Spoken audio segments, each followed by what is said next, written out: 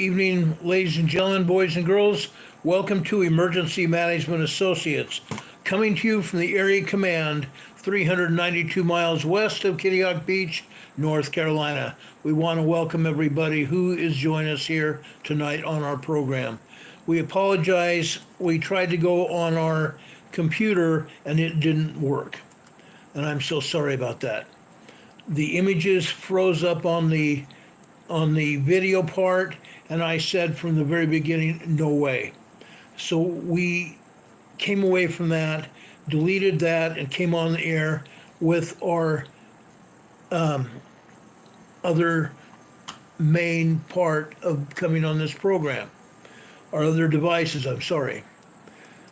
Anyway, we're back here on the air tonight. I have a lot to talk about.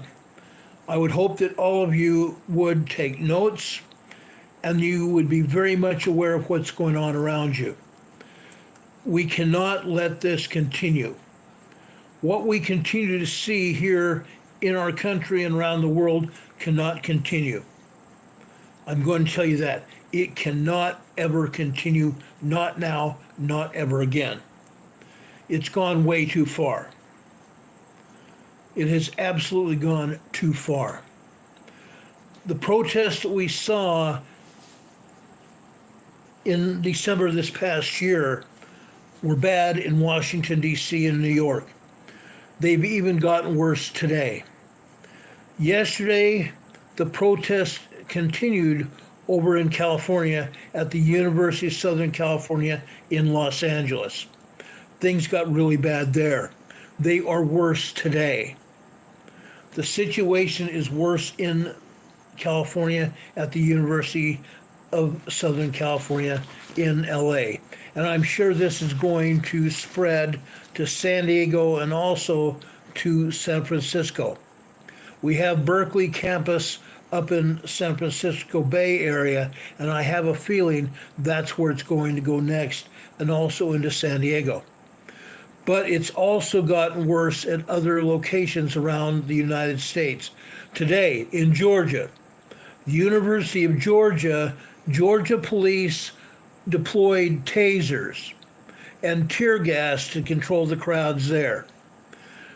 They deployed tasers and tear gas to control the Palestinian protesters over in Georgia today.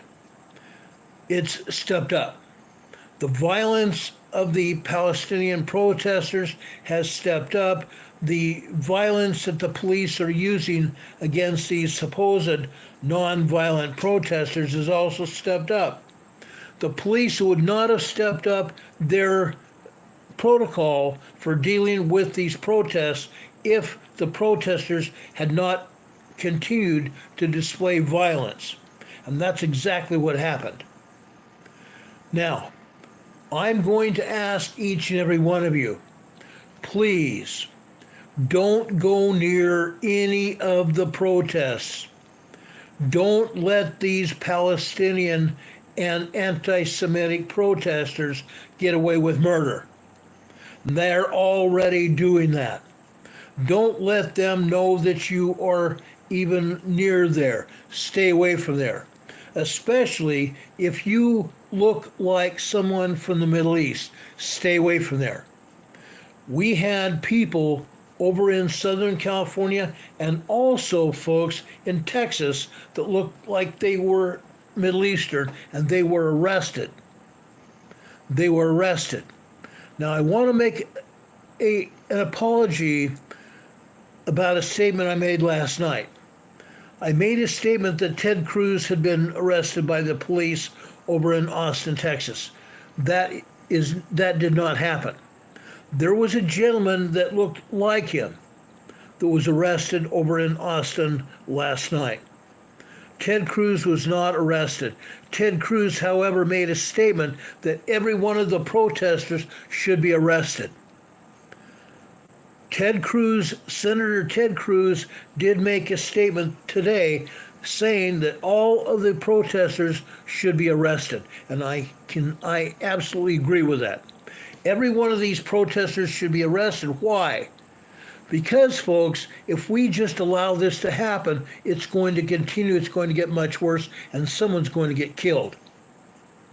We cannot allow this to happen any longer. Period. Anybody that continues this should be going to jail and or thrown out of this country. That is the statement I'm going to use right now. Thrown out of this country. We cannot allow this violence to continue now, not ever. Period. No, I'm not Jewish. That has nothing to do with me. Okay? Don't even consider me being Jewish. I'm not talking about this from a Jewish perspective. I'm talking about this as a citizen of the United States and as a former law enforcement officer. Okay? Don't put me in the situation where I have to get rid of you. Okay? I don't want to get rid of anybody here in this chat, but I will. I won't tolerate anyone that tries to put me down or put any other person down in this chat. Okay? Don't go near any big cities. Stay away from the protests. Absolutely stay away from the protests until these people are arrested and deported. This kind of activity is going to continue. It's going to get more violent. Don't be drawn in by this crap. And that's exactly what this is crap. Stay away from it. Don't go near it.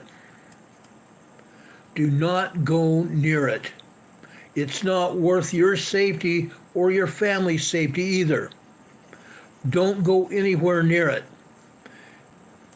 Once these protesters see that they're going to go to jail for what they're doing, they'll stop.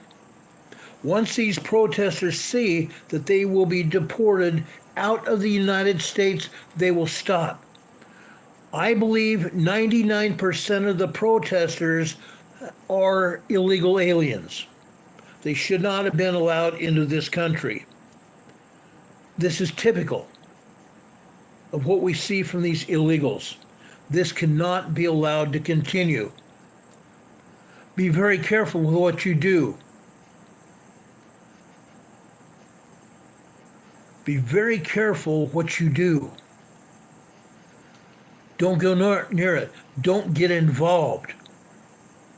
Walk away. Run away. Don't walk away. Run away. Run away. It's not worth any of our safety. Walk away. Run away as fast as you can. Don't allow yourself or your family to be dragged into this harmful path. And that's what it is. It's a harmful path. Okay? I'm trying to help you here. I can't help you if you don't listen. Our whole channel, the purpose of our channel is, one, to talk about earthquakes and volcanoes and other natural disasters. The secondary part of our channel here, the purpose we're here, is to give you information to help protect you. If you're not willing to listen, I can't protect you. You need to listen to what I'm saying. Someone just said my assumption is wrong. Oh, really? I don't think so. In fact, I know so. You don't like what I'm doing? You don't have to be here. Go harass someone else. You don't have to be on this channel. I'm just telling you. Don't come to me when something happens to you because you did not listen to me. Okay? I'm giving you a hint. I'm trying to help you. If you don't listen to me, then I can't help you.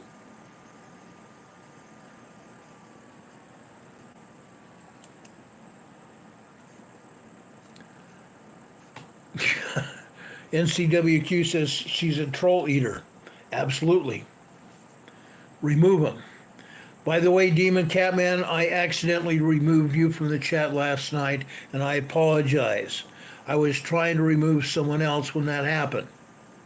So Demon Catman, please, Dean, accept my apology. That should not have happened. God bless you, Dean. I appreciate you. Anyway, guys, these people need to be deported immediately. Arrested, put on a plane, and sent back to the Middle East and dropped in the middle of Palestine. Let them protest from there, because if they try that from there, they probably will die. They probably will end up dead. Now, why am I saying that? Some of you, some of our mods have been helping me here. I want to give you some hints. If you see anyone in a protest on television wearing a red and white covering over their head or a scarf around their neck, those people are Sunni Arabs, okay? They're Sunnis. Sunnis are hated by other Hamas members. They are hated, okay? Black and white. Black and white head coverings or neck or coverings around their neck mean they're Arab Shia. Shia hates Sunnis, okay? Fatah. For those of you that have heard me talk about Hamas, the word Hamas means vengeance. The word Hamas means vengeance, war. Hamas does not want anything but war and more violence. That's what we're seeing here on our campuses around this country and probably around the world, over in France and Italy as well. These have to be stopped. James Bareka says Sunnis are moderates. Shiites, not so much. If these people are out on our campuses here in the United States and they don't belong here, again, I'm going to say they need to be arrested. I don't really care whether they're Sunnis, Shiites, or other nationalities. They don't belong here. If they're here causing problems, arrest them and deport them. None of this would have happened had Joe Biden not opened up the border. That's what caused all of this. That is exactly what caused all of this. It should never have happened.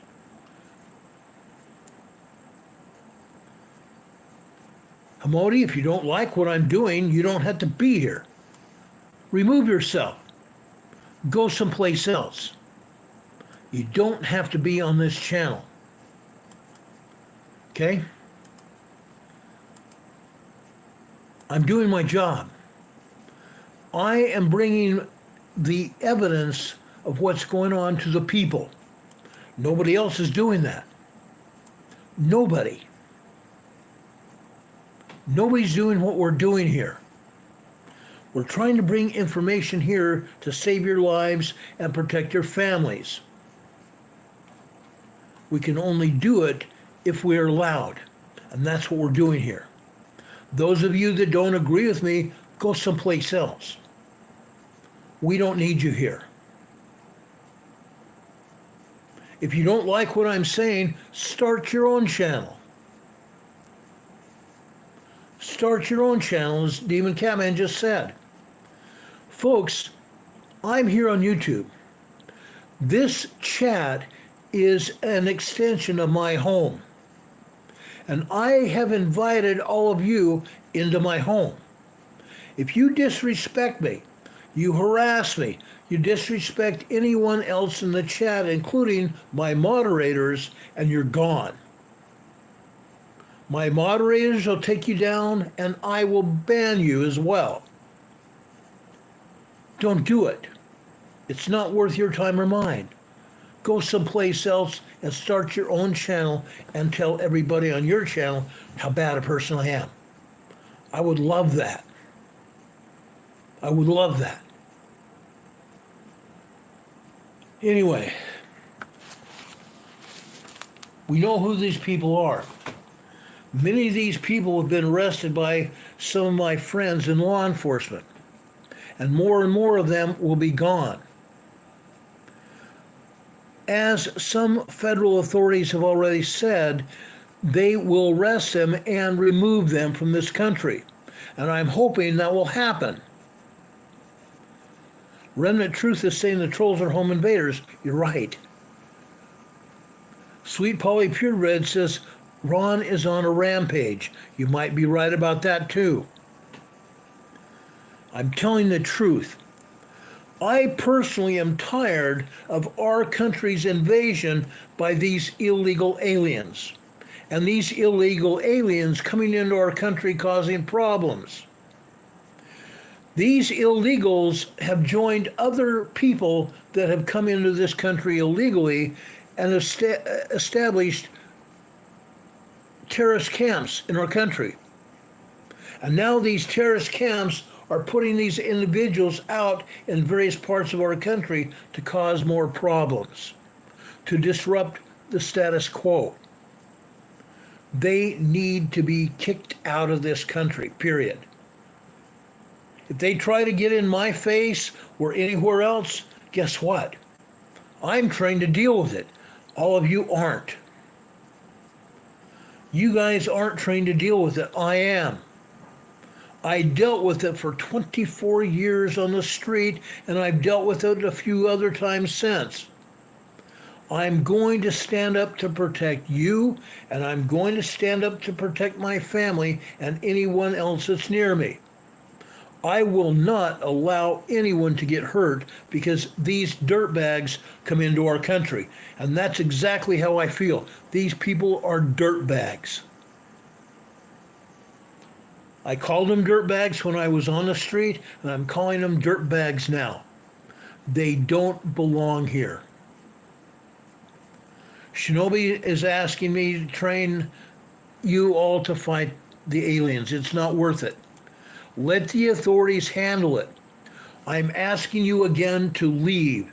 Don't get anywhere near them. Stay away. You're going to get hurt.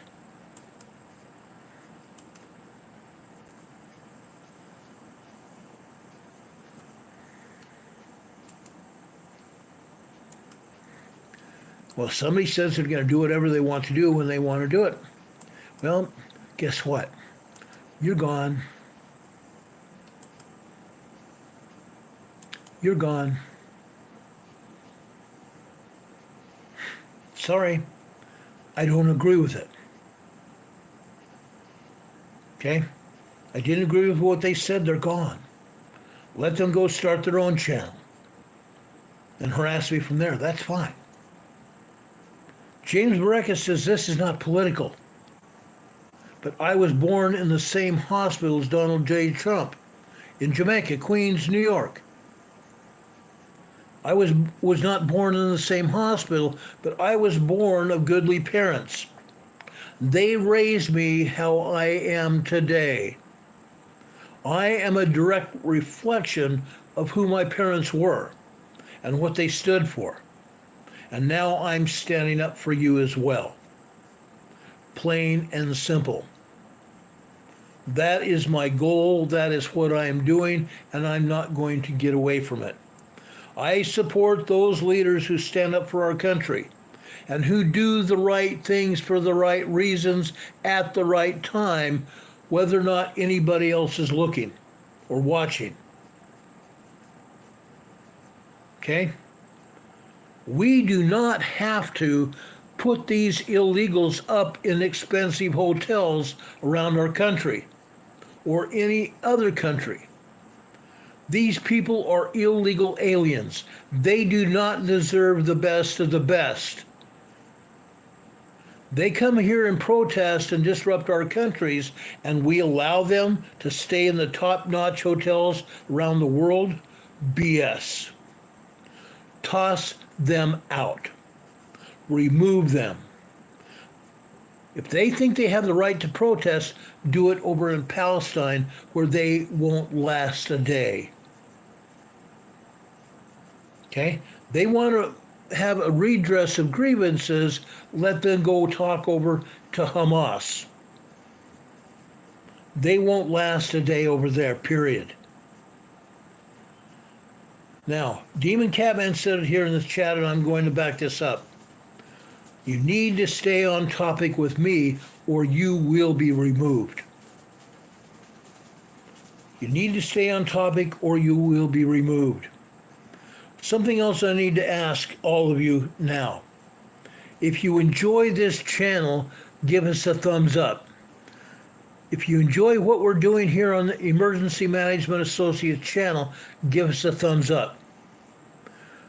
It's necessary because YouTube takes everything on this channel and they look at it and say, Ron has 150 people that give him a thumbs up, or 185 people to give him thumbs up. That means people like what Ron says. Absolutely right. James Brecka just gave us a $5 super chat.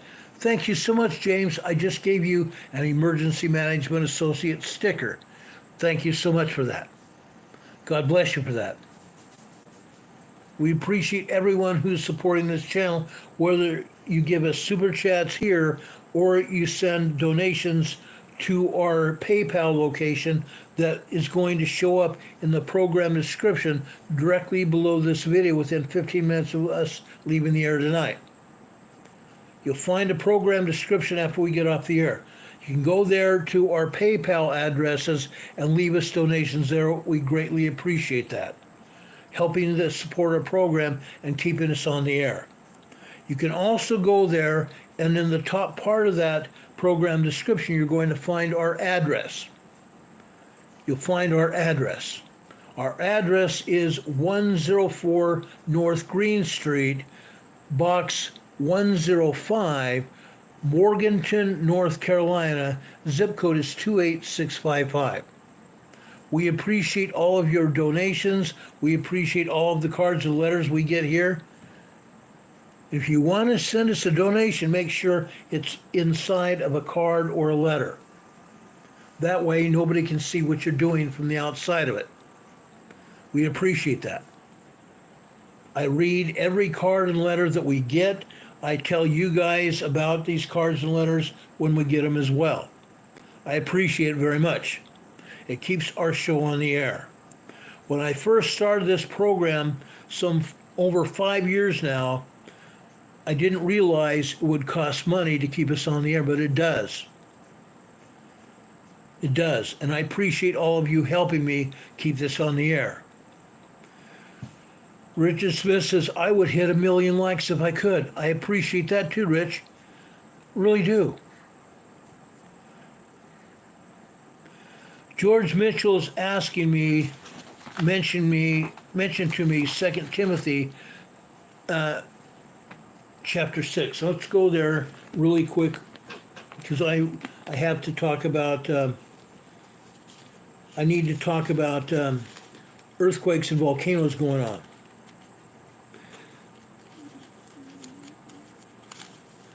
1 Timothy, I don't think we went to chapter 6. I may have. Okay, yes I did. 1 Timothy chapter 6 verses 18 and 19. 1 Timothy chapter 6 verses 18 and 19. Okay? It's the gospel. It's true. Anyway, I want to go and talk about earthquakes and volcanoes now. Last night I mentioned to you that I would give you the information about volcanoes that are presently erupting. Let's go over into Mexico right now. Over in Mexico we have Popocatépetl, southeast of Mexico City. Popocatépetl has been erupting on and off for probably 2 straight years now. On and off for 2 straight years, with lava flowing down the sides of that volcano. South of there in Guatemala, Santiaguito volcano in Guatemala is erupting, as well as Fuego. Both of those volcanoes have been erupting on and off for a lot of years now. Fuego is almost always erupting.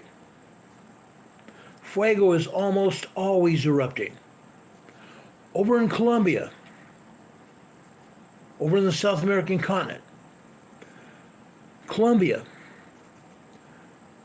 we have another volcano.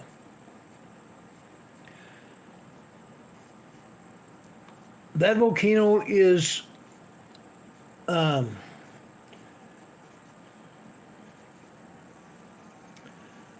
I can't remember the name of it. That is so stupid. The last part of the name is Ruiz.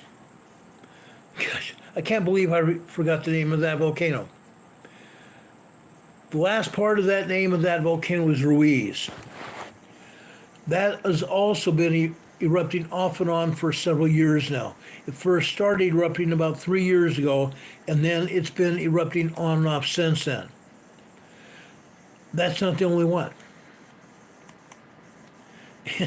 By far, it's not the only one.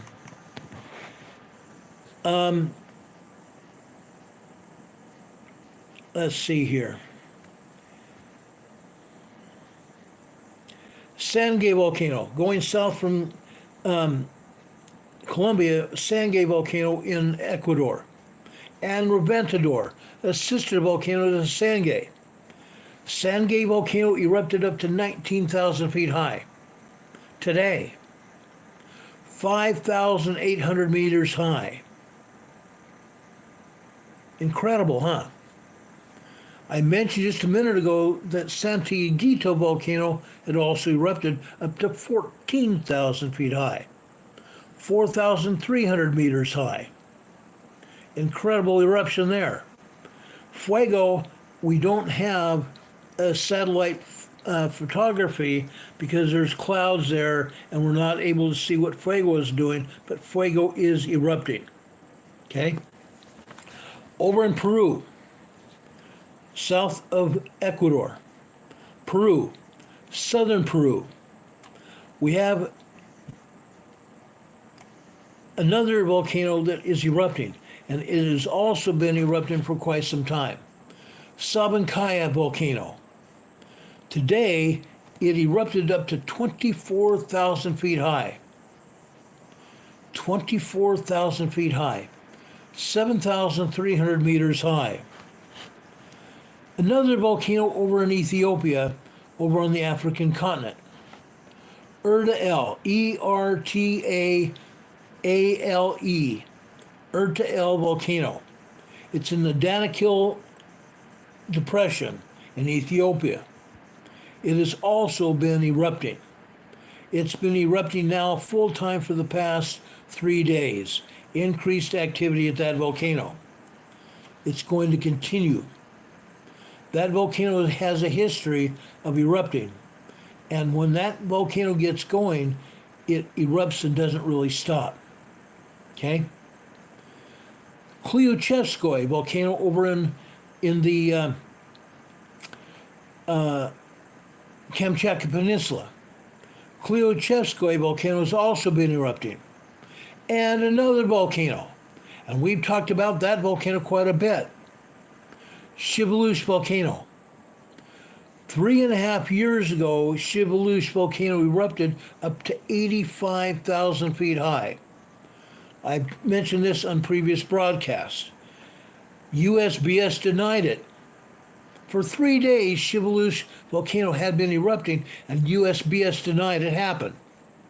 Then all of a sudden, USGS decided they need to come clean and let everybody be aware of what had actually happened over there on the Kamchatka Peninsula. By that time, that volcanic ash and toxic gases, we've talked about this before, the toxic gases being carbon dioxide and sulfur dioxide. All of that had been erupted way up into the stratosphere. 85,000 feet high, and by that time the USBS had decided they better tell somebody about it. The ash and gases had already made its way over to Alaska. That's probably the only reason the USBS decided they were going to talk about it, because the ash had already traveled over to Alaska. The gas is also dead, but by that time, the gases had dispersed with the ash. The gases had dispersed and were no longer anywhere near the surface of the Earth, so they weren't as deadly as if the people had been anywhere near that volcano where it was erupting. That would have been very fatal. Shiveluch has people in the extended area around Shiveluch. They had been evacuated.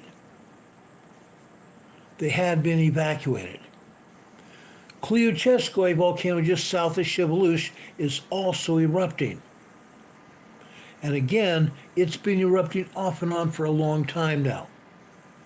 Kleocheskoi volcano. Then we go south. This is on the western side of the Pacific Ocean. Then we go south off of the Kamchatka Peninsula over into the Kuril Islands. Guess what's over there? Ebeko volcano. Ebeko volcano. Ebeko volcano. Guess what? A major eruption at Ebeko volcano. Fortunately, nobody was anywhere near it. The islands in the Kuril Islands are mostly unoccupied. Kleocheskoi didn't hurt anybody. Ebeko volcano didn't hurt anybody, only because nobody was around it.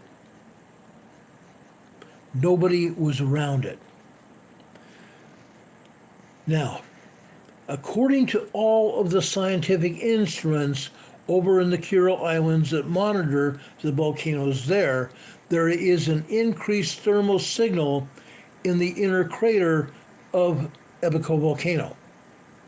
That indicates a new batch of magma in the volcano's feeder pipe that is remaining at high levels inside the volcano. Ebeko volcano has been erupting. It's erupted many, many times in the past 5+ years we've been on the air here. Explosions are referred to as magmatic in origin, driven by fresh magma material coming up inside the volcano.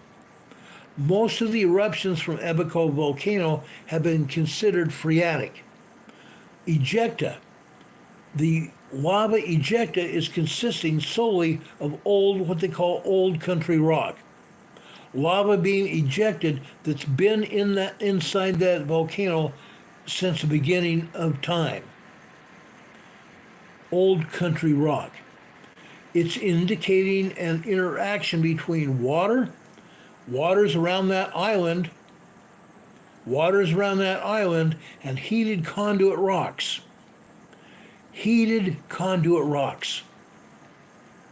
Okay? That's what they're seeing also in Iceland. Heated conduit rocks. Okay? Incredible. Ebeko volcano continues to produce mostly minor and sometimes what they call strong Volcanian type eruptions.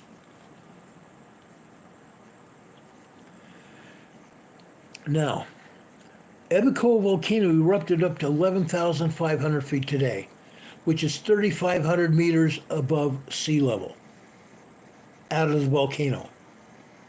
The spewed ash has been spread to the northwest and northeast and east of the volcano over the past week. We go over into Japan. Okay? Sakurajima is over in Honshu province of Japan. So far, it has not erupted recently. By recently, I'm talking within the past few days. But it has erupted before that. Suizi Ejima volcano, south of Japan. It's not erupting right now, but it has. We go down to Indonesia. Halmahera, Indonesia, in central Indonesia. There has been a discrete eruption there of ash mostly, up to 9,000 feet high. Dukono also is over there. Dukono volcano in central Indonesia, in the Halmahera, Indonesia area. Dukono is erupting up to 7,000 feet high. Java, Indonesia. Many of you have been with me over 5 years now. Java, Indonesia. East Java, Indonesia. We have a volcano that's called Semeru Volcano. It erupted up to 14,000 feet high. 14,000 feet high. That's huge. That's huge. Like I said, Dukono has been erupting for a very long time now. Every day it erupts up from 6,000 to 7,000 feet high. Every day. Okay? That happens. Okay? Why is it happening?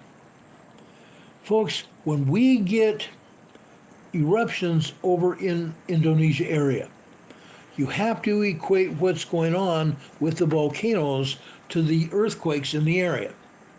Why am I saying that?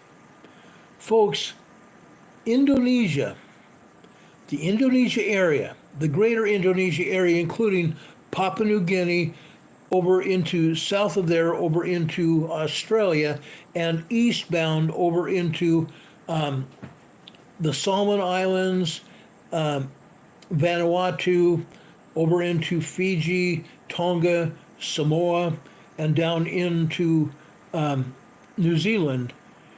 That area is part of the largest subduction area. You cannot have subduction and no volcanoes. You can't have volcanoes without subduction. Subduction, as I have explained it before, is when one tectonic plate subducts underneath another tectonic plate. The area of Indonesia, Papua New Guinea, and that whole South Pacific area is a huge subduction zone. That is why we're getting these volcanoes. That is exactly why we're getting these volcanoes. Now, I made a mistake just a few minutes ago because I could not remember the volcano's name over in Colombia. The volcano's name was Nevado del Ruiz. Nevado del Ruiz. Okay? It's been erupting for a long time now. A long, long time.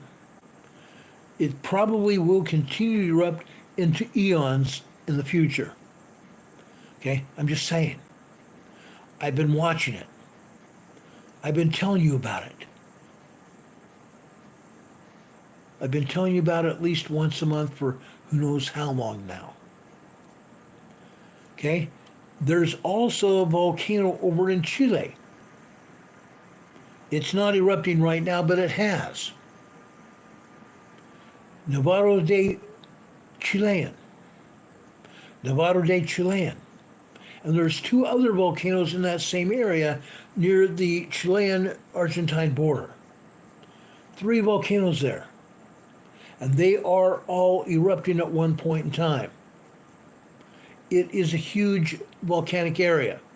When I've been on the air and I've been able to show you what's going on and show you the USGS map, you see a lot of cones and craters all through the Andes Mountains there in South America.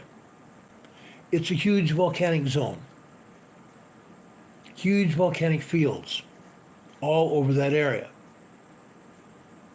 Now, does anybody have any questions for me in regards to these volcanoes? I will be happy to answer them for you. Okay?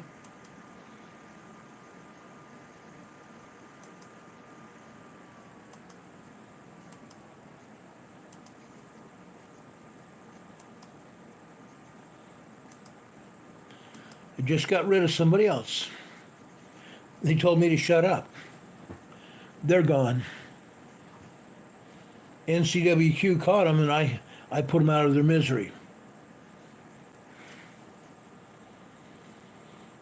Do you guys have any questions about the volcanoes? Richard Smith says he worries about the seismic activity.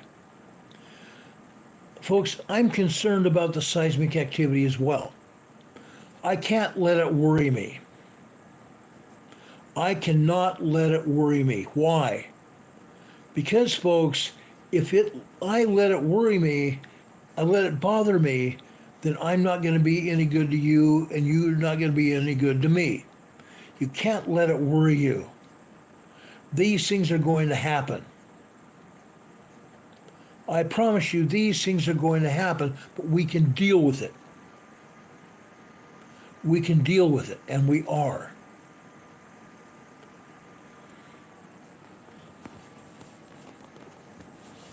Hi, Eli. It's good to see you again tonight. Eli's back here. That's awesome. Now, I've got some seismograms to show you tonight. Even though I'm not here on my broadcast software, I do have some seismograms to show you tonight.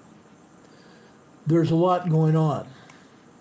I would ask that you guys would be, what shall I say? Would be patient with me. Since I don't have my broadcast software right here, I'm going to do my best to show you what's going on here. Okay? I first want to start over in space with the sun. I want to show you this. This is important.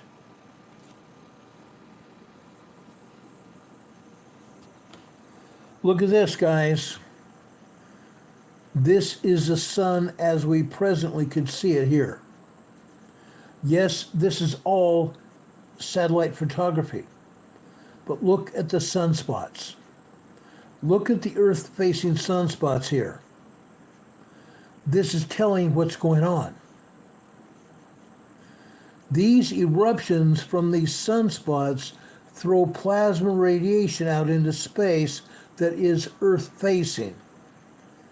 Folks, during the last 24 hours, we've had several eruptions out in space. The plasma radiation is on its way to the Earth as we speak. Some of that radiation was strong enough that it hit the Earth within a matter of hours. The rest of that plasma radiation will hit the Earth probably by Friday night, Saturday. Okay? Look at all that. This is the most active the sun has ever been. Okay? This is the most active I have ever seen the sun. With this many Earth-facing sunspots throwing radiation out into space. It's quite a deal. Okay? It's quite a deal. Now, if you want to go over to Mark Wages, go over to Mark Wages' channel, and he will talk to you about sunspots. He will talk to you about solar plasma radiation. He will talk to you about coronal mass ejections from those sunspots. Coronal mass ejections are the plasma radiation throwing out from the sun towards the Earth and out into space. Mark Wages at Wages World here on YouTube does a fantastic job. Okay? He last was on the air last night. Okay? You can go over and take a look at what he has to say.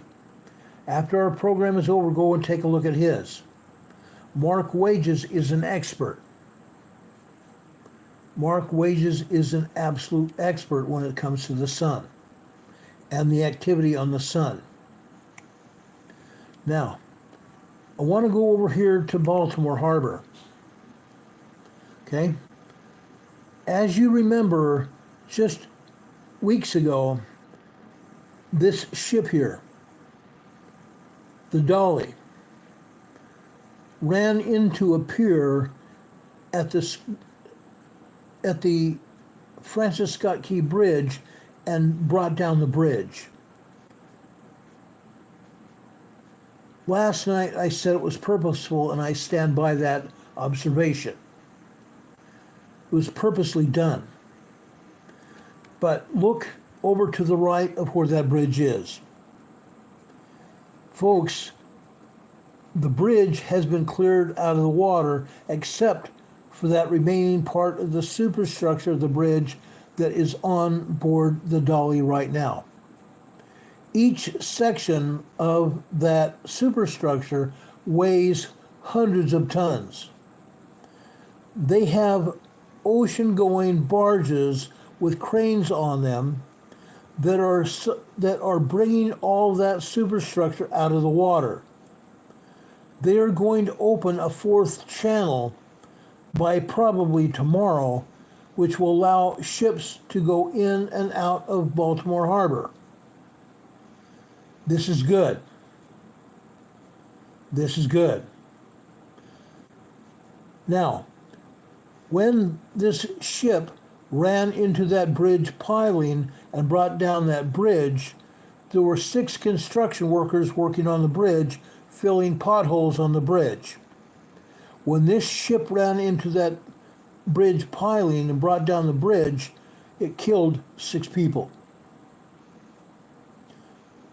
4 out of the 6 have been brought out of the water.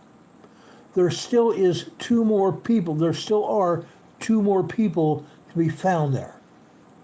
Hopefully within the next 48 to 72 hours, they will find those people and bring them home to their loved ones. God bless they and their families. Okay?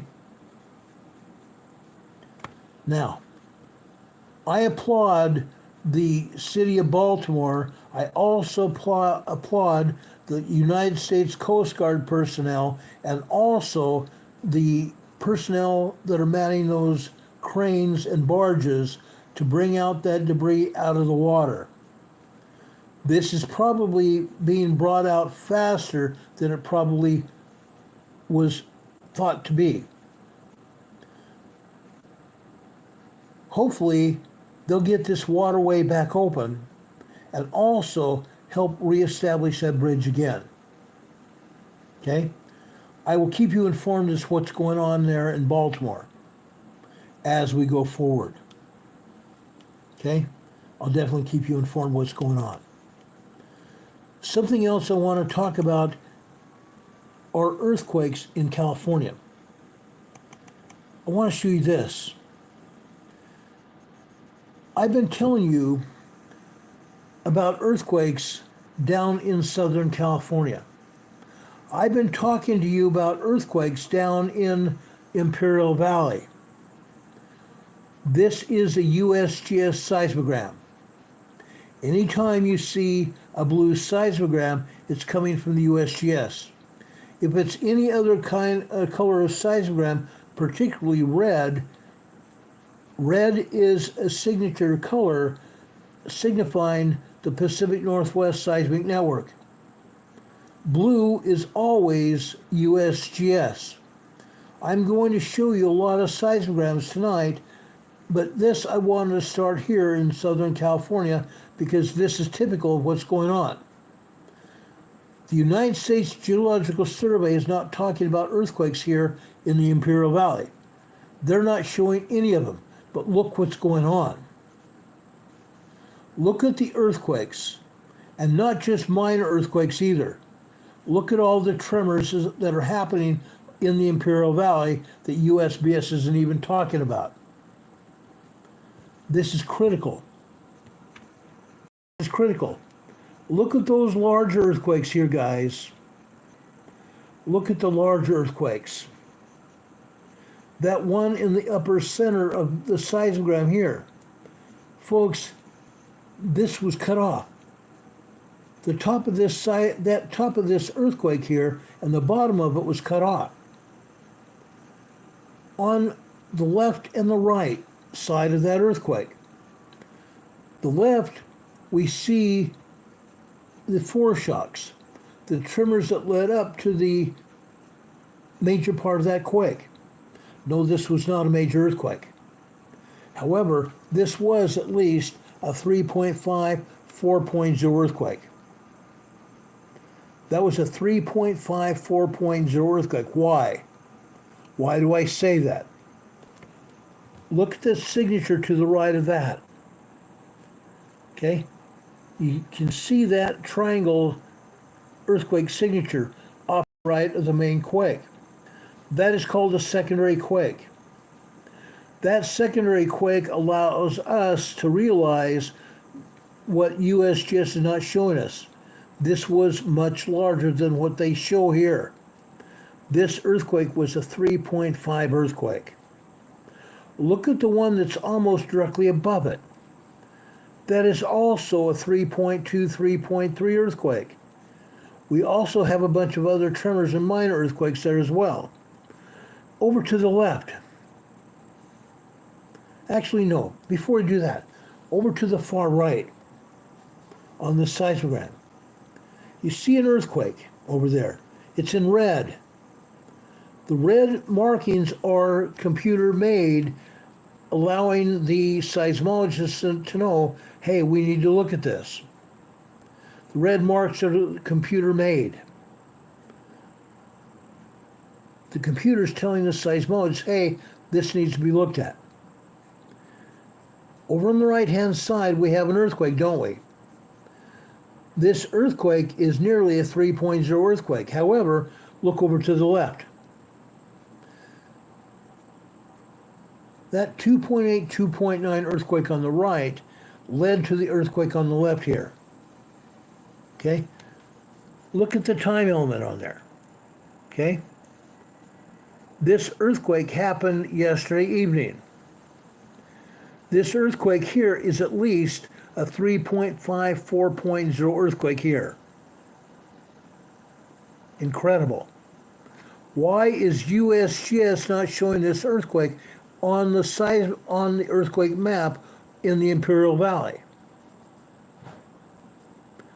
This seismogram comes from Calipatria, over off the southwest side of the Imperial Valley Salton Sea. Southeast side of the Imperial Valley Salton Sea. Okay, Calipatria.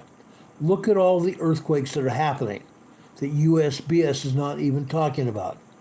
Tremors and or earthquakes all over. Every day here at Calipatria, we can see anywhere from 100 to 150 earthquakes and tremors here at Calipatria. At Calipatria alone. More earthquakes at Westmoreland on the southwest side of the Salton Sea.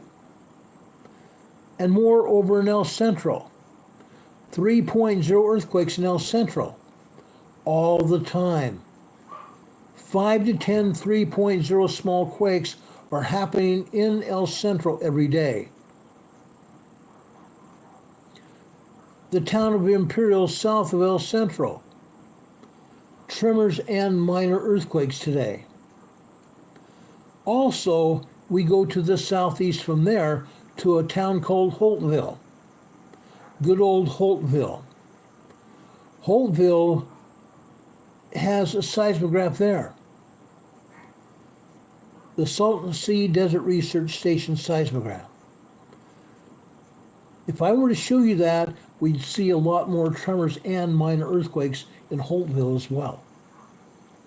Then if we go north along the east side of the Salton Sea, we'd come to Bombay Beach.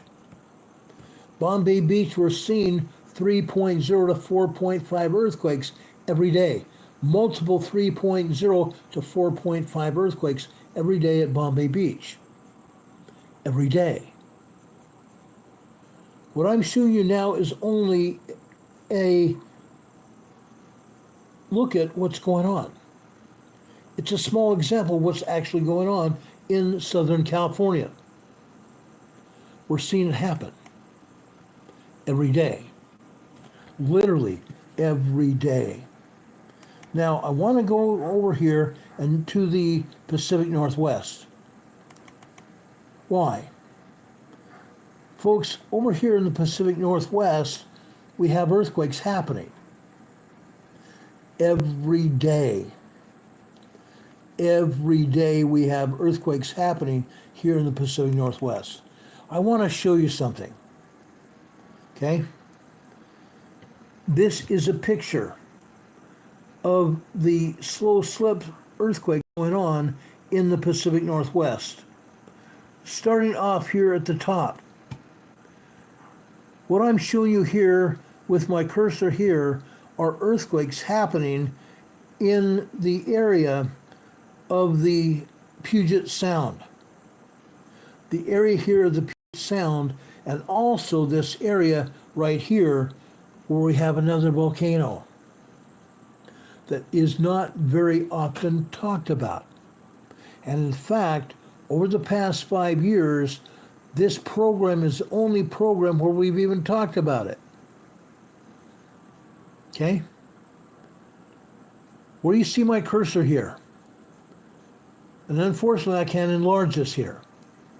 But where you see this cursor is another volcano. And it's going.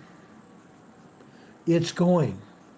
2.0, 2.5 earthquakes here every day. Every day. Right here where you see these slow slip earthquakes here.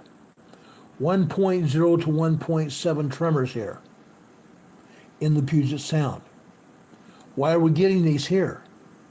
Because, folks, we're going to get a Cascadia megathrust earthquake here. The Cascadia megathrust earthquake is going to be further off the coast of Washington here along the Cascadia subduction zone and or the Juan de Fuca fault area that we've talked about in the past. These slow slip earthquakes are proof that it's going to happen. This picture was given to us by the Pacific Northwest Seismic Network, the tremor map. Now, the Pacific Northwest Seismic Network doesn't always tell us the truth. They're only showing us a part of the activity, a small part of the activity. We go down here to the south here, okay? What is this? This is South Central Oregon. South Central Oregon here. Look at all these earthquakes here. All three locations on this seismic map here, this tremor map, total about 162 tremors. 162 tremors. But they're not telling us the entire story. They are not telling us the entire story here. I want to make that perfectly clear. Down here, okay, the Oregon-California border area, more tremors. More tremors here, okay? Down here to the south, you see Medford, where my cursor is. You only see a handful of tremors here. There are a lot more. There are a lot more. Now, I'm going to start off in northern Washington. I want you to see what's going on. Let's go over to Orcas Island here. Look at this. Orcas Island. Look at all these tremors here. This seismic, or this seismogram started off at 5 p.m. yesterday afternoon. But what happened here just after 10:30 last night, that concerns me because USGS did not even cover this. USGS did not even show this on their seismic or on their map today or last night. This is a 3.5 earthquake here in northwestern Washington at Orcas Island last night. A 3.5 earthquake. Okay? How about all of this other seismic activity this morning and this afternoon here? Okay? Look at all this. You're seeing volcanic activity here. You're seeing magma flow through the magma tunnels over here in northern Washington. Yes, there are magma tunnels here. The thicker the lines, the more magma coming into the magma chamber here and headed to the volcanoes. Okay? We see lesser magma here, more magma here, and lesser magma here. Okay? Magma flow. It's called magma pulse signals. Magma pulse signals here. Okay? That's what we're seeing. You see it here. Over here to the right, where you see my cursor. Look at all these tremors here. You see these vertical lines? These are all tremors caused by magma going through magma tunnels here near the coast of Washington here. That's what's happening. On the black line just below that red line, you see a thicker black line here. That is more magma coming through the magma channel here. The magma channel. You're seeing tremors and earthquakes all over this area. How about right here? Let's go over here. This earthquake happened on this black line here. Over on the left-hand side here, this black line would be 11 a.m. this morning, which means approximately 3 minutes after 11 this morning, Pacific time, we had a 3.0, 3.2 earthquake here. A 3.0, 3.2 earthquake right here. Unreal. How about this earthquake here on this black line here? This is just after 12 noon. Over on the left-hand side, it would be 12 noon. We come over here to about 12:04, 12:05 this afternoon. We have another 3.2 earthquake. Again, United States Geological Survey is not saying anything about it. Nothing. They're not even showing tremors over here. Nothing. How about this one here? On this blue line here. Folks, this would be 2:01 or 2:31 p.m. this afternoon. Again, this is another 3.2, 3.3 earthquake. 3.2, 3.3 earthquake. Olga Island. Olga Island. Over in the Juan de Fuca Strait area. Or the Strait of Juan de Fuca. Okay? That's what's actually going on. Let's look at this other one over also on Orca Island. Look at this. More earthquakes. More earthquakes. Okay? This one here in the red. This one here in the red is after 1:15 this morning. Approximately 1:04 a.m. this morning, this is a 3.5 earthquake. 3.5 earthquake. The one below that in the red is after 5:15 this morning. About 5:05, 5:06, or not 5:05, I'm sorry, 5:16, actually be further than that, 5:20, 5:21 this morning, we have another 3.2, 3.3 earthquake. Look at these other earthquakes that you see here. These are minor earthquakes. The larger black earthquakes here are minor earthquakes. 2.0 to 2.4 earthquakes. Minor earthquakes. The smaller ones are tremors here. The smaller ones are tremors. Up at the top, over here on the right, the black line here would be 1700 on the left-hand side, meaning 5 p.m. Over here, this would be 5:12, 5:13 p.m. yesterday evening. We don't see the top of this quake, do we? It should have shown on the seismogram before that. This is probably a 3.0 earthquake here. This whole area is shaking, guys. That's why I'm showing it to you. The Strait of Juan de Fuca is shaking. The entire coastline of Washington and the Vancouver Island coastline is shaking. Earthquakes. Earthquakes. That's why I'm showing you this. I want to show you Willapa Harbor. Willapa Harbor. Willapa Harbor. Look at this. These earthquakes happened yesterday evening. Over on the right-hand side, you see 2000 hours here. 2000 hours would actually be 8 p.m. Pacific time. We come over 1 minute later at 8:16 p.m. last night, and we have a 3.0 earthquake here. What do we have here? Another 3.0 earthquake. This one here is a 3.3 earthquake. And another 3.0, 3.1 earthquake right here.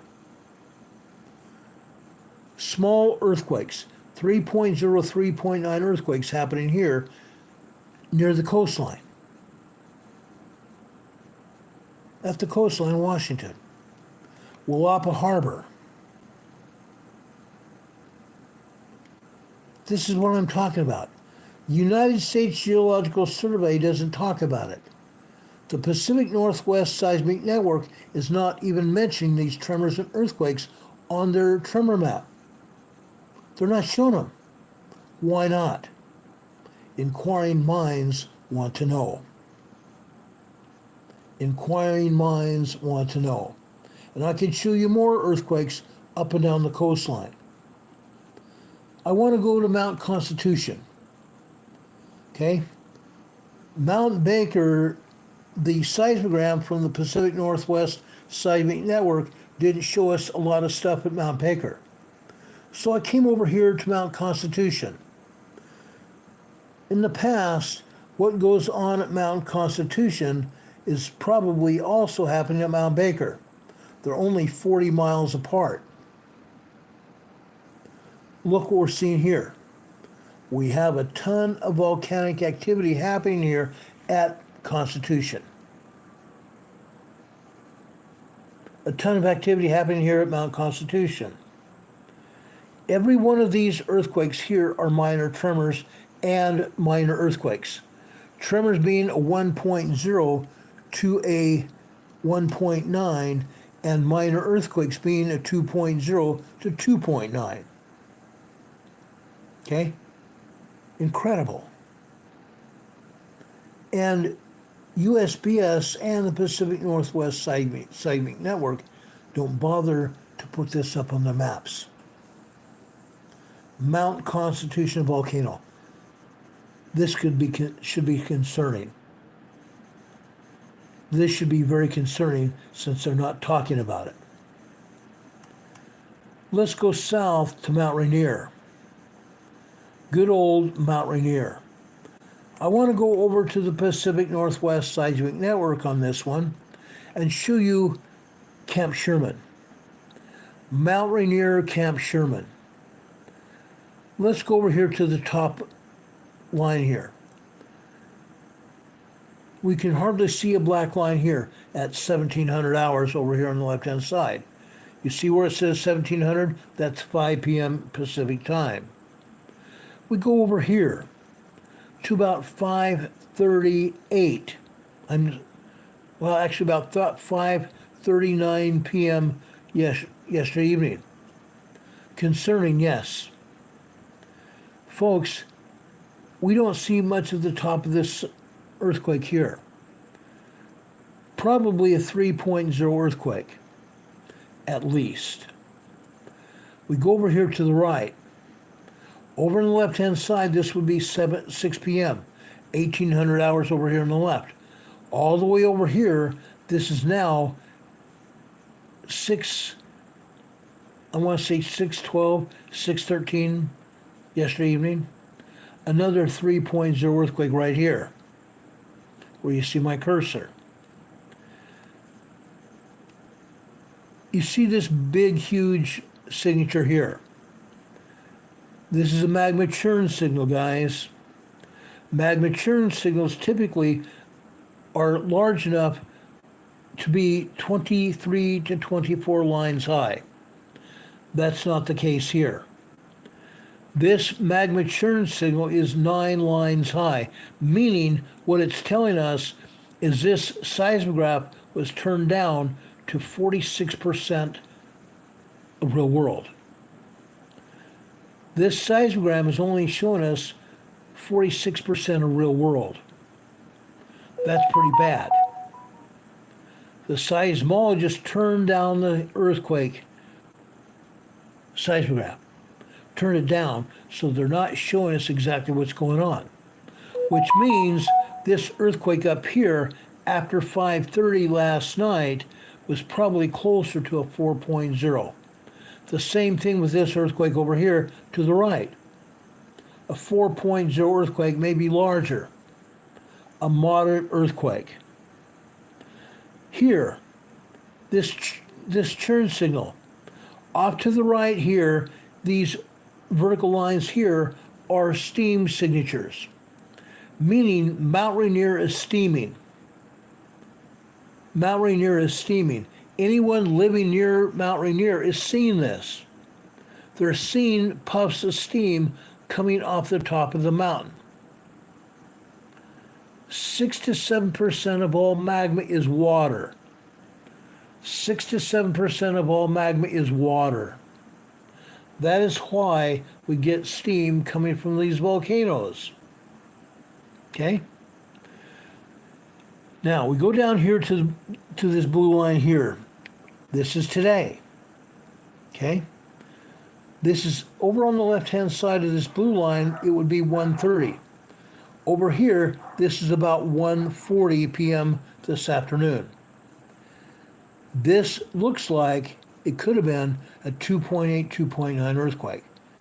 But because of the magma churn signal showing us that the seismograph was turned down to 46% of real world, what do we have here on this blue line?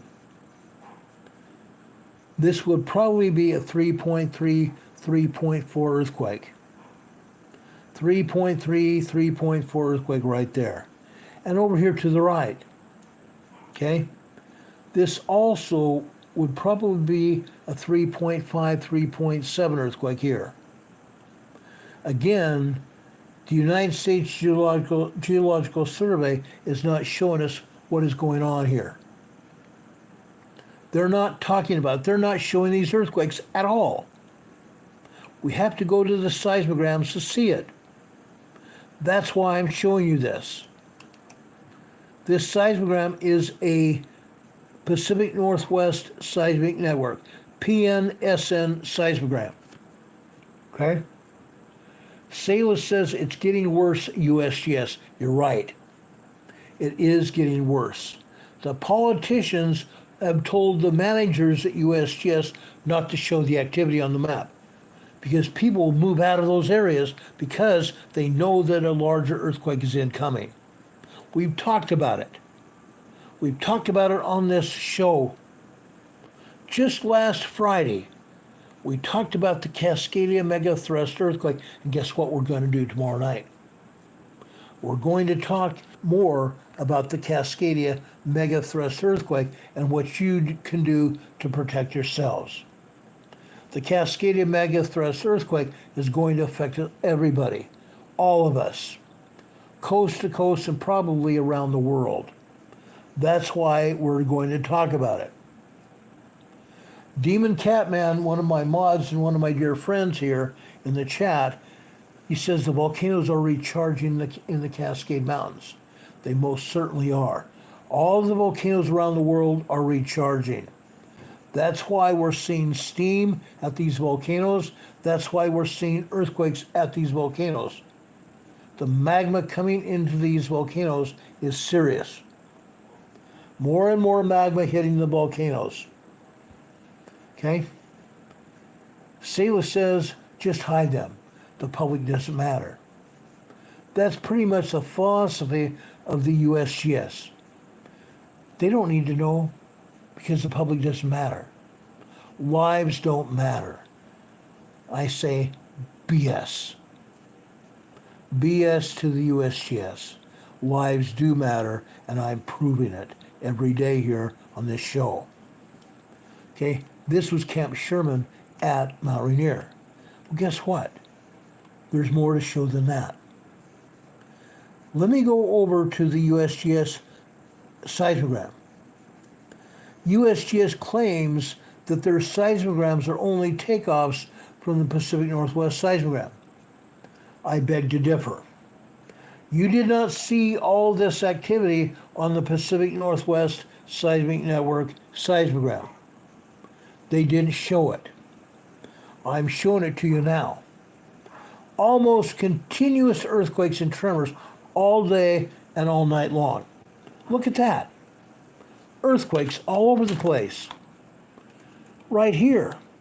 Look at this. Just from this here. This would show us a 2.3 earthquake. This is a tremor. This is a tremor. This is a 2.5 earthquake. These are tremors here. This is a 2.2 earthquake. This is a 2.0 earthquake. This is a 2.0 earthquake here.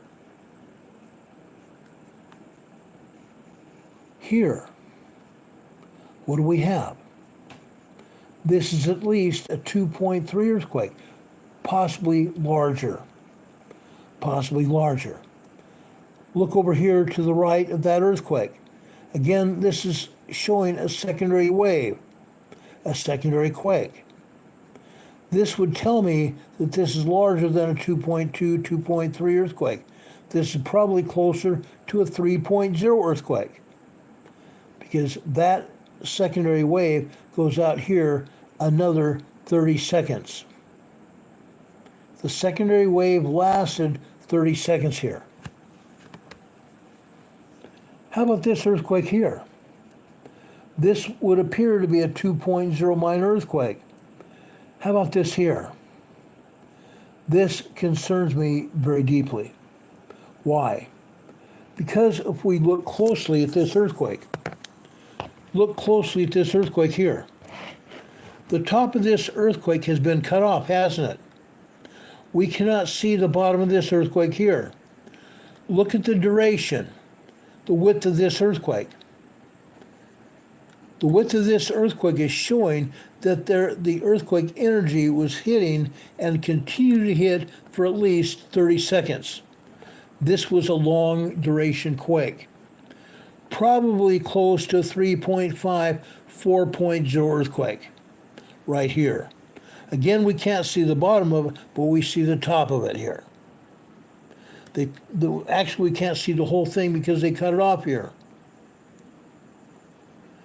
They do that because they don't want us to see what's going on. This is at a volcano. Mount Rainier is a volcano, and it's looking like it's going to erupt, doesn't it? Look at all this activity today. This is just one seismogram. One seismogram here at Mount Rainier.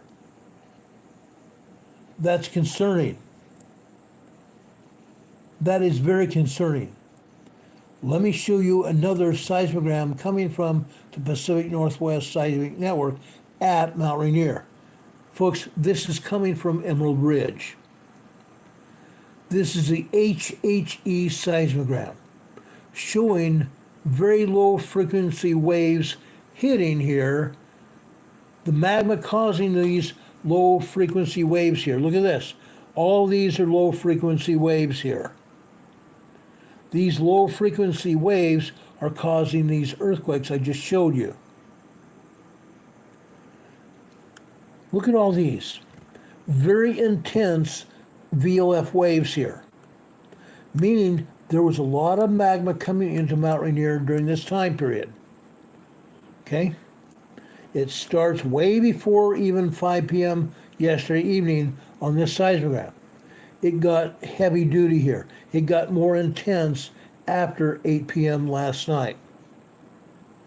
It stayed intense for a long period after that, closer to midnight last night.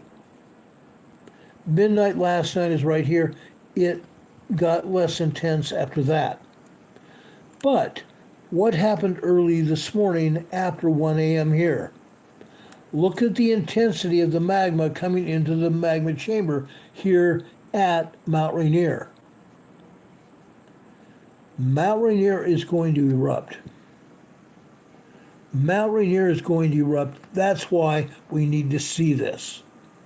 This is actual magma coming into the magma chamber at Mount Rainier. USGS is not showing it. Yes, we can see seismograms, but even the seismograms are not true telling of what we're talking about, because USGS turns down the machines.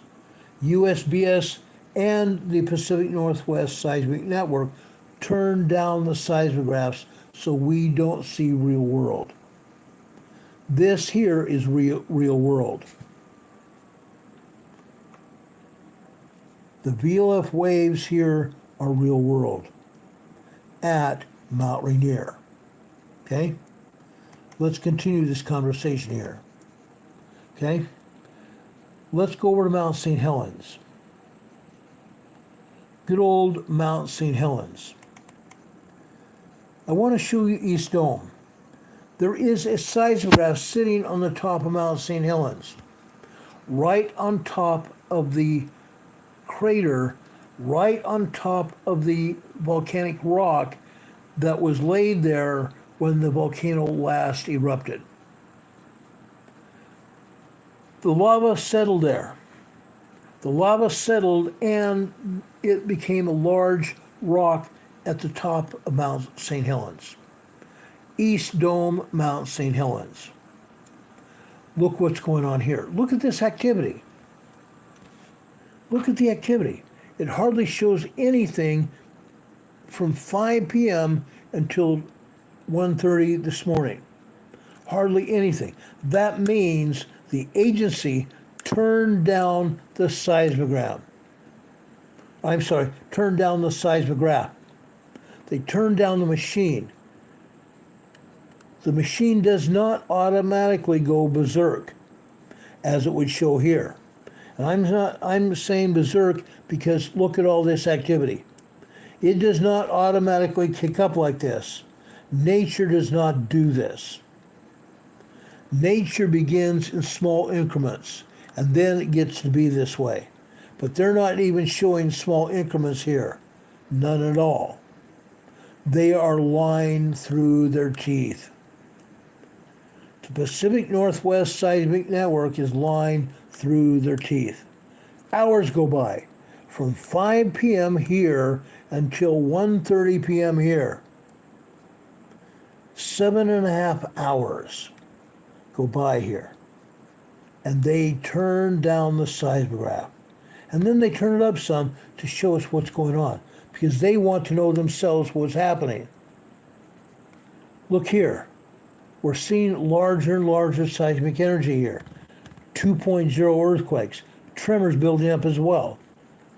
Down here at the bottom here, look at these earthquakes here. This is Mount St. Helens, guys. Right here, this sequence right here. Just 3-minute sequence. Look at all this seismic energy here. And it continued, look at that. All the way through the rest of the seismogram here. Each line here is 15 minutes long. Each line here is 15 minutes long, meaning this activity here is just after 1:30 p.m. this afternoon. Right here. This is 1:30 p.m. this afternoon here, and this is what happened just after that. Look at all these earthquakes here. Mount St. Helens. But this is not the only seismogram from Mount St. Helens to show this. They don't want us to see it. The main seismogram does not show this. The main seismogram does not show this. The main seismogram is EZE. You notice what this is? It says HHZ here. The main seismogram does not show this. It hardly shows any activity at all. They're hiding the activity. Heaven forbid they tell anybody the truth here. They're not telling anyone the truth. Heaven forbid.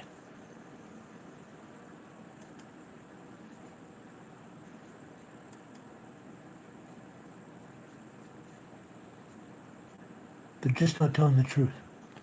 It's rather unfortunate because people are going to get killed again. When Mount St. Helens erupted in September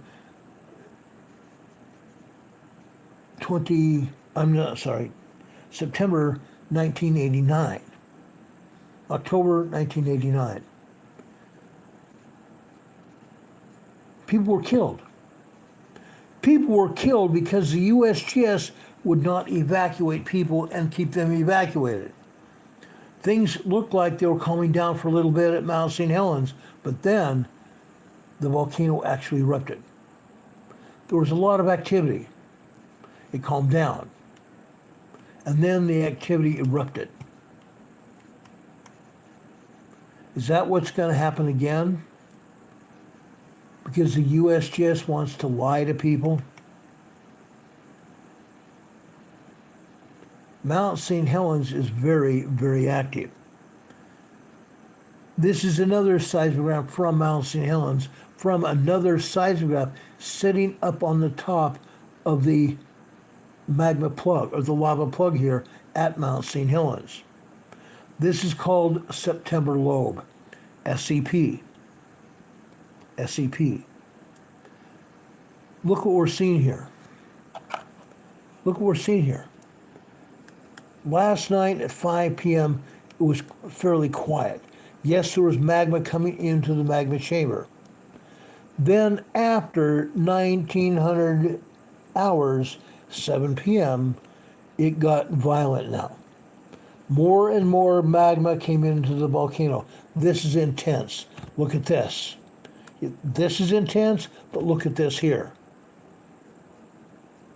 Between 2 a.m. here and 8 a.m. here, very intense magma coming into this volcano at Mount St. Helens.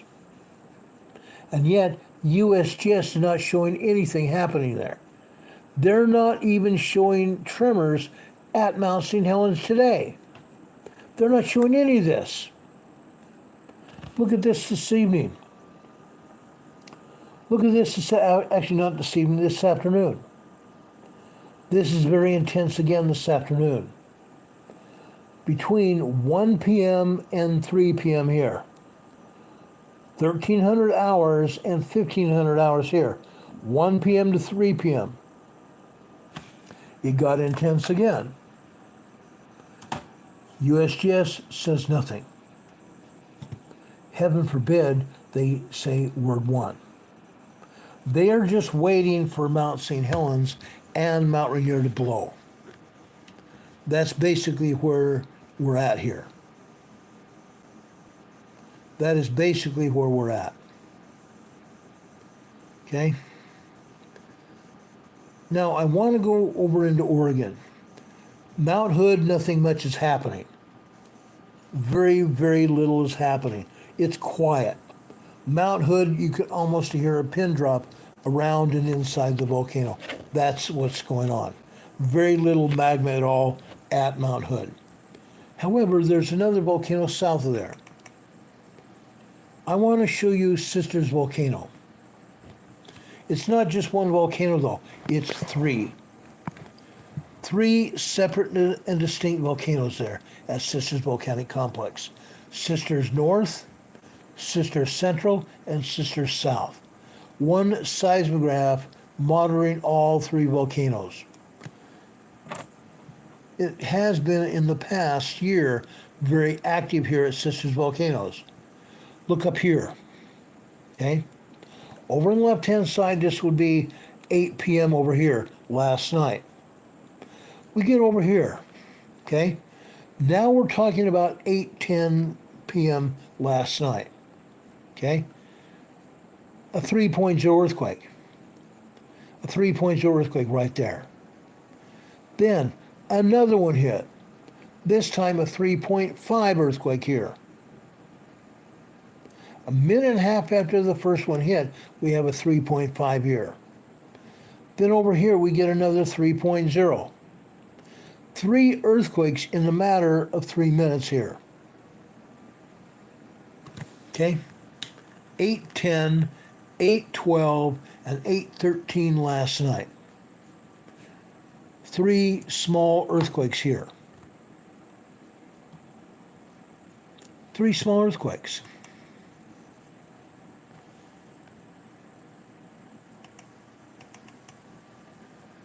I'm sorry, that wasn't it. That was Woolaba Harbor. We looked at that a few minutes ago. Look at this.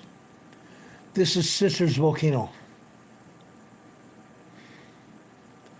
This is Sisters Volcano, guys. Up here at the top. This is very little activity here. These are just tremors. Yes, there was a bunch of tremors here. 3 volcanoes here. Here, we see one thin line here. This is indicative of a 2.5 earthquake. Now, what happened the rest of the day and night? Very little. Very little. This line here is horizontal. This would be showing us some magma coming into the magma chamber of this volcano, Sisters Volcanoes. Okay? Some magma coming into the volcano and nothing happened. Okay? We see an occasional tremor here. And long duration magma coming into this magma chamber here. Look at that. Long duration magma. Magma pulse signal here. Then it's fairly quiet throughout the night. Okay? We can see midnight right here. 12 midnight, 12 a.m. this morning right here. We come down here to mid-morning, just after 10 a.m. We see a magma blob here. We see some vertical lines here where magma came into Sisters Volcano and it fractured the rock, causing earth movement here. We see some tremors here, right here as well. But it wasn't until later this afternoon, after 2 p.m. this afternoon, that things really started getting going here at Sisters Volcano. Look at that. Look at all this magma here. Look at all this magma here. After 2 p.m. this afternoon, 2 p.m. this afternoon, this volcano got serious. Look at that. Down here we see a thick blue line here. That is indicative of a lot of magma coming into the volcano here, Sisters Volcanoes. I think we need to be serious about watching Sisters Volcano now. I think we need to be serious about it. Very serious about it. Now, I want to go back up here, okay? There is a volcano in south central Oregon. It's called Crater Lake. Crater Lake. My friend Brokefish, who's a mod on this channel, has his own YouTube channel as well.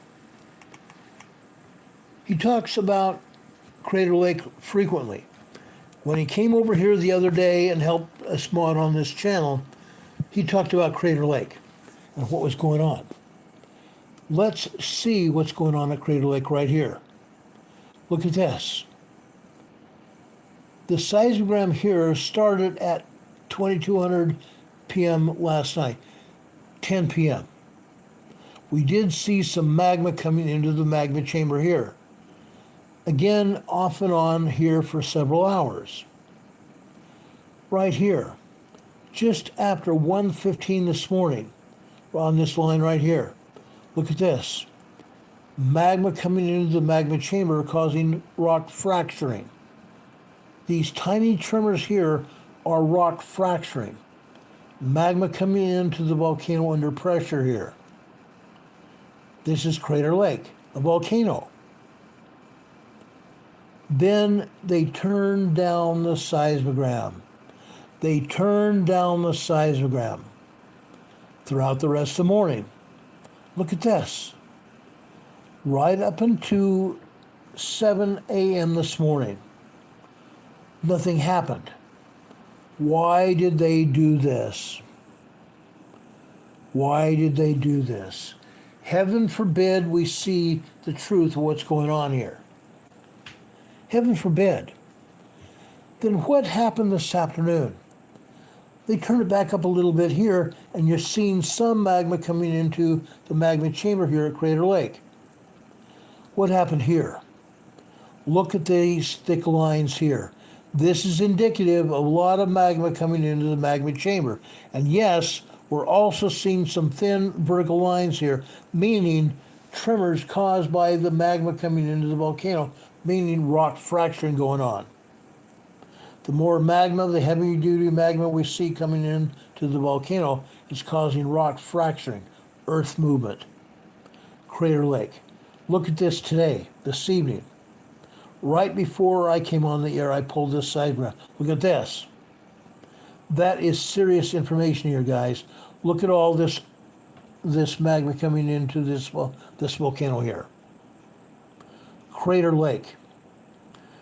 This seismograph is located on the northeast side of Crater Lake. The northeast side of Crater Lake. It's amazing. Let's look at the south side of Crater Lake. Folks, I'm taking you now to Crater Lake Bunkhouse, the south central seismogram here. Look at the top. Very little activity at all. Again, the top of this would be 10 p.m. last night. They turned down the seismogram until today. Until later today. Look at this. That's a lot of magma activity here coming into Crater Lake. A ton of it. There are 4 seismographs at this volcano. Crater Lake, Cleetwood Cove that I showed you a minute ago. Then over on the southeastern side of Crater Lake, we have another seismograph. It's called Mount Scott. They turned off the seismograph at Mount Scott. There's nothing absolutely showing at all. Nothing. Then we come over here to the southern side of Crater Lake at Bunkhouse, and all of a sudden we see all this activity this afternoon. That is a lot of magma coming into the volcano here. A ton of magma coming into this volcano. Now, it's called Crater Lake for a reason.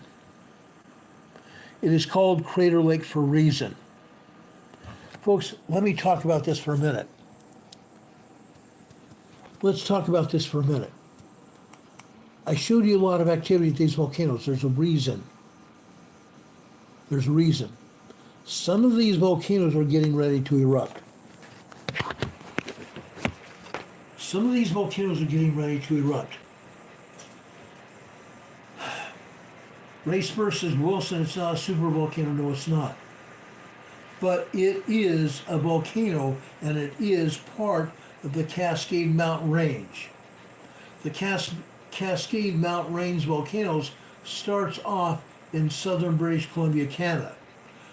The Cascade Mountain Range stretches down to northern California with Mount Lassen and Shasta Lake, Shasta Volcano.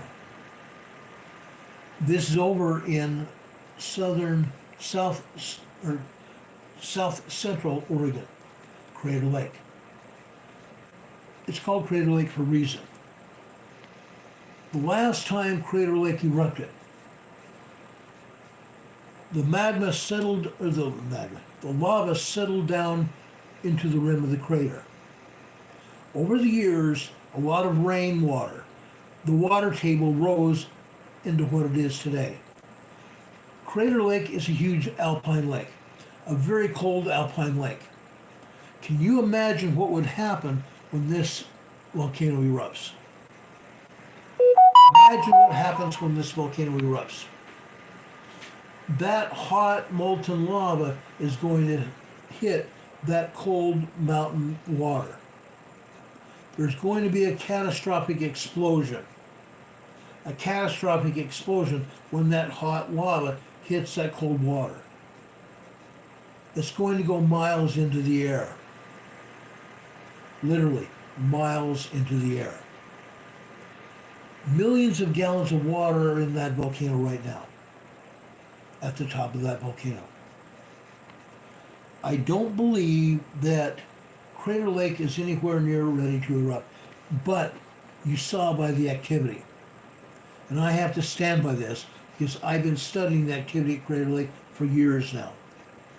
Crater Lake is becoming more of a concern. I showed you that tonight. With all of the magma coming into that volcano, it's a concern. Do I think it's going to erupt anytime soon? I don't know. I don't think so.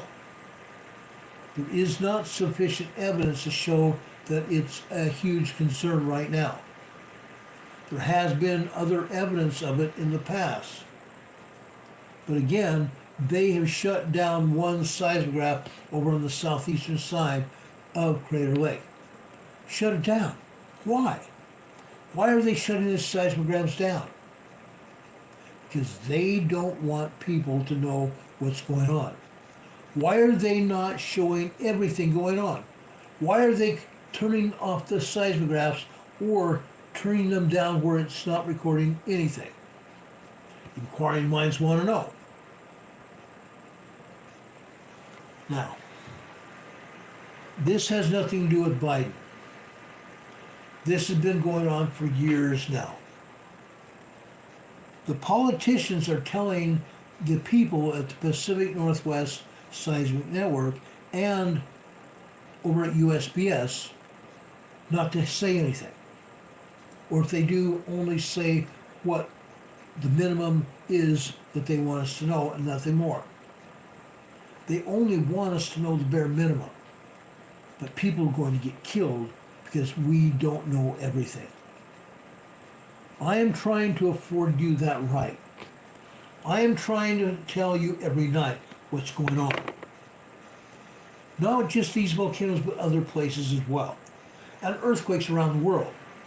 Fortunately for us, we have not had any major earthquakes to deal with in the past 3 or 4 weeks.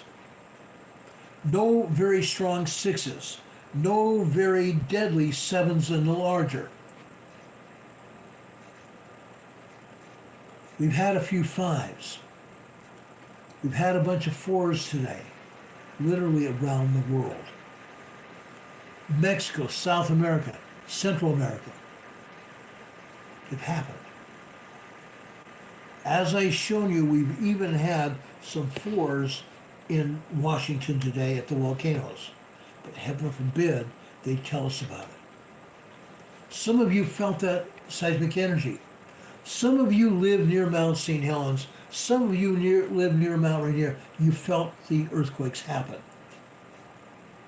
But heaven forbid they tell you the truth. Heaven forbid. It's happening. Do we need to be concerned? Absolutely we do. Do we need to be concerned with what is going on around the world? Absolutely we do.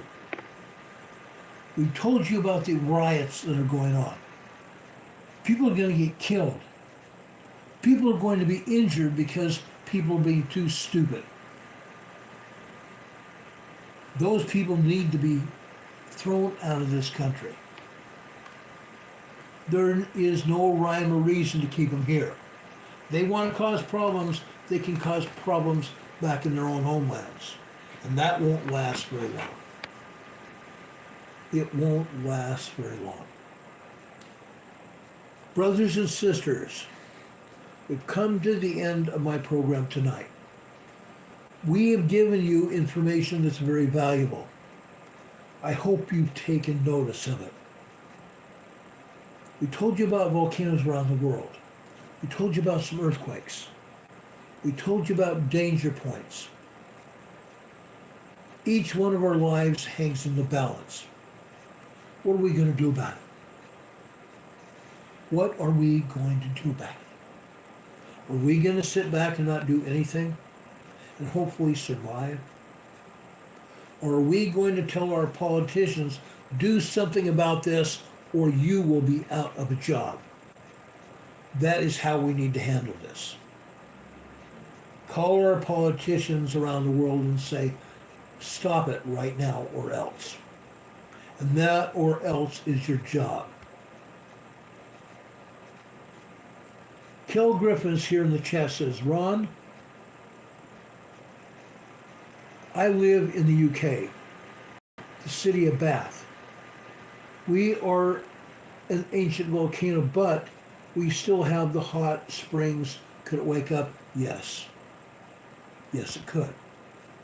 Every volcano around the world is waking up. Every volcano around the world is waking up. Even that one over in England and other volcanoes around the world. They're waking up. Catherine Payena said that earthquake that hit New York, it wasn't in New York, it was actually in New Jersey. But that earthquake was large.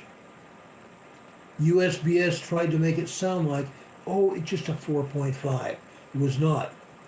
It was a 5.9, 6.0 earthquake. And I showed you that night what actually happened. I showed you the strength of that earthquake. It was not as little as they said it was. It could have been a very deadly earthquake. People felt it. People suffered damage to their homes and apartments.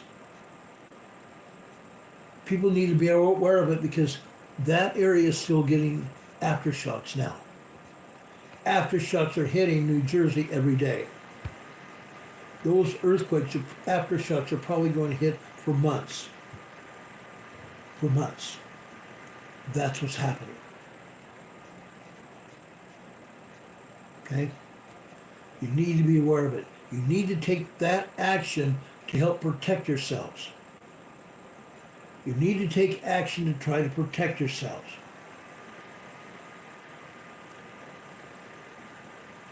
Kathy Payne is talking about Taiwan. Folks, Taiwan had a major earthquake there a few weeks back. A major 8.4. This past week they had 14 large earthquakes, ranging in size from 5.0 to 6.3. 6.0 to 6.3 are very strong earthquakes. They suffered damage. Some homes were destroyed. Other homes were very badly damaged there in Taiwan. China has promised to come into Taiwan to help the people there. What I have not told you is that I have found some evidence, not overwhelming, but some evidence to show that the Taiwanese earthquake may have been man-made. The Taiwanese earthquake may have been man-made by that organization I told you about the other night. What was that organization? Right here. This organization right here. Folks, if you think I'm joking, go watch some other program. If you think what I'm telling you holds water, maybe you need to come see us more frequently. Maybe you need to come see us and stay on this channel the entire hour or so we're here. I understand that's a long time. I totally get it. But we had enough information here that I thought people want to hear it. So we gave it to you. It's going to continue. It's going to continue, and it's not going to stop. The Democrat Communist Party in America has spread overseas as well. The Democrat Communist Party is trying to say, oh, nothing's going on. But we have a president in charge of this country that has gone on after a former president, because that former president is running against him. Biden did not like President Trump when he ran against him in 2019. He likes him a lot less even now. The Department of Justice in the United States has actually attacked President Trump. 34 court cases around the United States. 34 charges against the president. He didn't commit any crimes, but the Democrat Party is trying to put him in jail. The Democrat Party is trying to put him in jail. What a bunch of crap. There's a very good chance that President Trump will come out unscathed from everything going on. There is a very good chance, 95% chance, that President Trump will be elected. I'm hoping it's 100% chance he will be reelected. We need to capture our country back from these communists. And in doing so, help the countries around the world. Help bring peace to the countries around the world. That's why we're here. To help give you hope. To help instill in you a desire to continue and to prepare and save your own lives. That's what we're here for. Folks, I love you. I care about you, or I would not even be here. I wouldn't put 8 to 10 hours a day into doing this job if I didn't care about you and your families. Yes, folks, I put in 8 to 10 hours a day every day doing this job. Sometimes 6 and 7 days a week. I even work on Saturdays some. No, I don't usually come on the air because I try to give myself at least one day off the air. One day. Sunday I come back on the air to do Sunday school because I feel desire to, one, to serve God and also to help each one of us draw closer to our Savior. That's why I teach Sunday school. I love talking about and teaching the gospel of Jesus Christ. I love our Savior, Jesus Christ. I love him. Our Savior will help us if we allow him to do it. Brothers and sisters, I'm going to go over to 1 Timothy chapter 6. One of our members of our EMA family mentioned this scripture early on this evening. I'm going back to this scripture now because it holds water. It's efficacy of what we're talking about.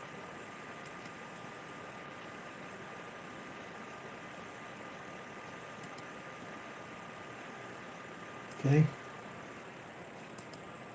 It's what we talk about. It's what we need to do. It's what we have in front of us to help us get through our lives and help bless our family. That's why the scriptures are here. To help bless each one of our families. In 1 Timothy chapter 6, we go over to verse 18 and 19. And I'm not going to stop with just these two verses. But over to 18 and 19 here. That they do good. That they be rich in good works. Ready to distribute, willing to communicate. Laying up in store for themselves a good foundation against the time to come. That they may lay hold on eternal life. What is Paul telling Timothy here? What is Paul telling Timothy here? He's talking about preparation, isn't he? He's talking about preparedness. He starts off chapter 6 about talking about money being the root of all evil. He goes on here in Timothy chapter 6 talking about the good fight of faith. Trust not in worldly riches. In verse 11, but thou, O man of God, he's talking to all of us, but thou, O man of God, flee these things, and follow after righteousness, godliness, faith, love, patience, and meekness. Fight the good fight of faith. Lay hold on eternal life, whereunto thou art also called, and hast professed a good profession before many witnesses. That's what we're doing here. We're teaching you the gospel of Jesus Christ. We're teaching you to fight the good fight. Fight the good fight of faith. Virtue, love, kindness, meekness, brotherly love, and charity. Faith, hope, and charity with an eye single to the glory of God qualify us for the work. You and I. Faith, hope, and charity with an eye single to the glory of God qualify us for the work. Brothers and sisters, I bear you my solemn witness now that I know Jesus is the Christ, the Son of the living God. I know that. He died on the cross for each one of us, that we might become better people, that we might be saved and be able to return to our Father in heaven after this life is through. May we do that. May we realize where we're at. May we realize where we're at and move forward. Move forward. There is a scripture talking about putting on the full armor of God.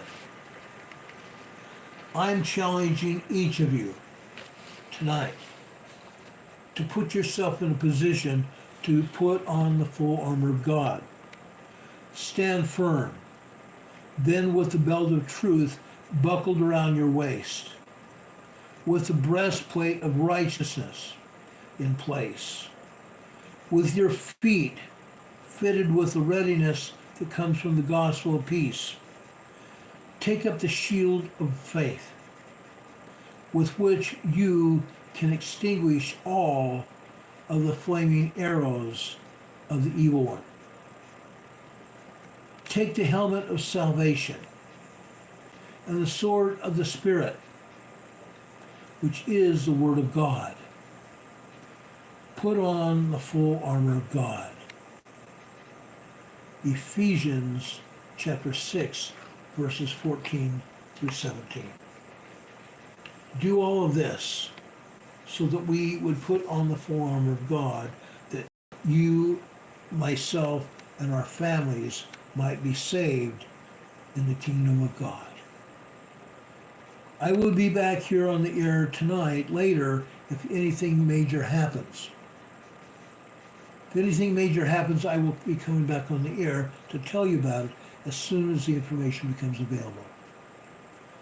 I will be back on the air tomorrow evening just after 6 p.m. to talk about earthquakes, to talk about anything else that's happened that might endanger our lives, and to talk about emergency preparedness. Tomorrow is Friday preparedness. Think about Friday as being preparedness. That's what we're going to do. May God bless you and keep you. That's my constant prayer for each one of you. May God bless and keep us, even in the palms of his hands. God be with you until we meet again. Thank you all for being here. I want to thank my awesome mods for being here. We love each and every one of you. Thank you so much. God be with you until we meet again. We will see you on the other side. Have a good evening, folks. We love you very much. See you then. God bless. Good night, everybody. Much love.